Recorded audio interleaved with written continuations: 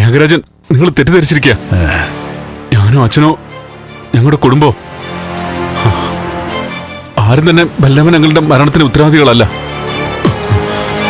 എന്റെ അച്ഛന് സ്നേഹം മാത്രമേ ഉണ്ടായിരുന്നുള്ളൂ അങ്കിളിനോട്.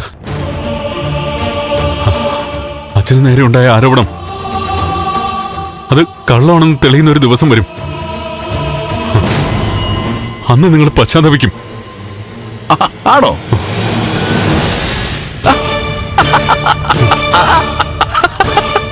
എടോ, നമ്മുടെ നന്ദ സാർ പറഞ്ഞു കേട്ടായിരുന്നു, സത്യം അറിയുമ്പോ ഞാനങ്ങ് പശ്ചാത്തപിക്കുമെന്ന്. ത്യാഗരാജന്റെ പശ്ചാത്താപം കൊള്ളാം. നിനക്കറിയാവോടാ നന്ദ,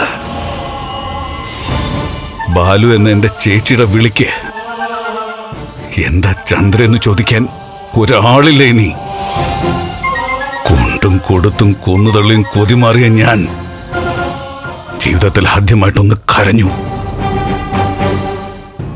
എന്റെ ചേച്ചിക്ക് കൊടുത്ത ഏറ്റവും വലിയ വേദന മീരമോളുടെയും ബലരാമൻ ചേട്ടന്റെയും മരണം അല്ല, കൊലപാതകങ്ങൾ. അപ്പോ അതിന്റെ കണക്ക് ഞാൻ തീർക്കണ്ടേടാ. നന്ദ,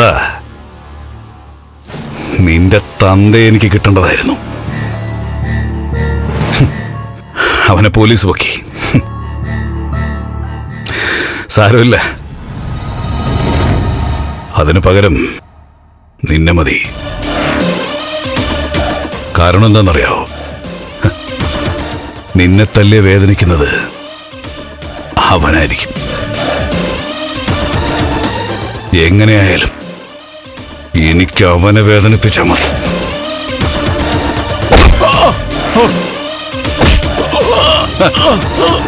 ത്യാഗരാജ, എന്നൊന്ന് വിശ്വസിക്കുക.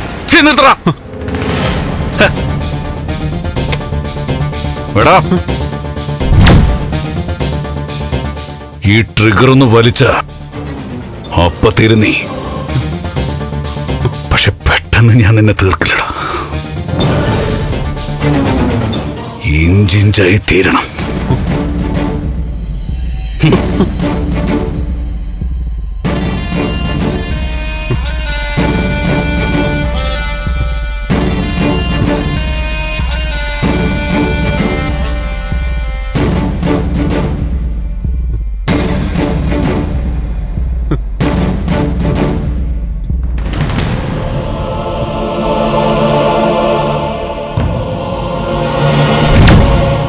സന്തോഷേ, ഇന്ന് വരെ ഒരാവശ്യം പറഞ്ഞ് ഞാൻ തന്നെ വിളിച്ചിട്ടില്ല. ഇപ്പോൾ താൻ എന്നെ ഒന്ന് ഹെൽപ്പ് ചെയ്യണം. അറിയാലോ, സിദ്ധാർത്ഥൻ്റെ മകനാണ്. ലോക്കൽ പോലീസ് വരെ അന്വേഷണം നടക്കുന്നുണ്ടെങ്കിലും രാഷ്ട്രീയ ഇടപെടലുകളുണ്ടാവും. ഒരു ജഡ്ജി എന്ന നിലയിൽ ഞാൻ നേരിട്ട് ഇടപെടണ്ടെന്ന് വിചാരിച്ചിട്ടാ.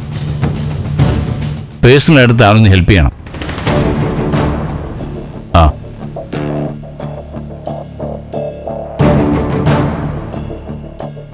പ്രഭ, ഞാൻ വിളിച്ച് പറഞ്ഞിട്ടുണ്ട്. ഹരിയേട്ടനെ ഞങ്ങളിങ്ങനെ ബുദ്ധിമുട്ടിക്കില്ലായിരുന്നു. പക്ഷെ ഹരിയേട്ടനല്ലാതെ ഒരാശ്രയം ഞങ്ങൾക്കിപ്പോ മറ്റാരുമില്ല. ഏത് സമയത്തും കൂടെ ഉണ്ടാവുമെന്ന് കരുതിയവർ പോലും എന്റെ നമ്പറാണെന്ന് കണ്ട ഇപ്പൊ ഫോൺ എടുക്കത്തില്ല. ഹരിയേട്ടാ, നന്ദനെ ഒന്ന് കണ്ടുപിടിച്ചു തരണം. നമുക്കൊന്ന് വെയിറ്റ് ചെയ്യാം. സന്തോഷിന്റെ കോള് വരട്ടെ, എന്നിട്ട് കമ്മീഷണറെ വിളിക്കാം. അതുകൊണ്ട് കാര്യമുണ്ടെന്ന് തോന്നുന്നില്ല. ബലരാമനെ കൊന്നവരുടെ കുടുംബത്തിന് വേണ്ടി ഡിപ്പാർട്ട്മെന്റിൽ ആരും ഒരു സഹായവും ചെയ്യില്ല. എന്റെ നന്ദൻ എന്തോ ആപത്ത് പറ്റിയിട്ടുണ്ട് ഹരിയേട്ട. അങ്കിൾ, നേരായ മാർഗത്തിൽ നന്ദുവിന്റെ അടുത്ത് എത്താൻ പറ്റില്ല എന്ന് എനിക്ക് തോന്നുന്നു. നാട്ടില് നല്ല നിയമമുണ്ട്. ജഡ്ജിയായ അങ്കിളിനെ പോലും ഇതിൽ ഇടപെടാൻ പരിമിതികളുണ്ട്. നന്ദുവിനെ കണ്ടെത്താൻ ഒരുപാട് മാർഗങ്ങളുണ്ട്. മുഖ്യമന്ത്രിയെ കാണാം, സോഷ്യൽ മീഡിയ വഴി എല്ലാം തുറന്നു പറയാം. പക്ഷെ അച്ഛന് കൊടുത്ത വാക്ക് തെറ്റിക്കേണ്ടി വരും. എന്തു വാക്ക്?